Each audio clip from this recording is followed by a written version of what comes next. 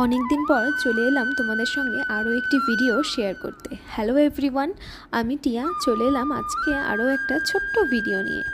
আসলে আমরা যেখানে থাকি তার খুব কাছেই একটা নেপালি বস্তি বলে জায়গা রয়েছে, আর সেখানে জানো তো খুব দারুণ দারুণ মোমো পাওয়া যায়।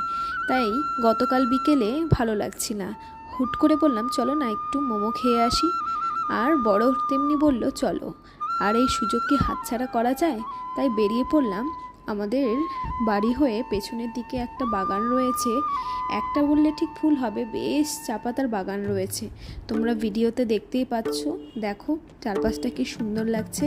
এই বাগানের মাঝখান দিয়ে সোজা চলে গিয়েছিলাম নেপালি বস্তিতে। আর জানো তো এখানকার মোমো খেতে না বেশ দারুণ লাগে। তোমরা কারা কারা এখানে গিয়েছো, মোমো খেয়েছো, অবশ্যই আমাকে কমেন্টে জানিও। আর হ্যাঁ, এই মোমোর সাথে এই যে বাদামের চাটনি আর একটা ঝাল ঝাল চাটনি থাকে, এটা খেতে বেশ দারুণ লাগে। আর তার সাথে ছিল আমার মোস্ট ফেভারিট, মোমোর থেকেও বেশি ভালো লাগে জানো তো এই স্যুপটা খেতে। আর এর ওপর যে ফ্রাই সোয়াগুলো দেওয়া থাকে সেটা তো আরও দারুণ খেতে।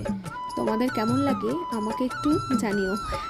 আর হ্যাঁ, যখন ফিরছিলাম ফিরতে ফিরতে প্রায় সন্ধে পার, আর যখন ফিরছি ওই বাগানের মাঝখান দিয়ে পরিবেশটা এত যে সুন্দর লাগছিল, দেখো আকাশটা কি দারুণ লাগছে না দেখতে।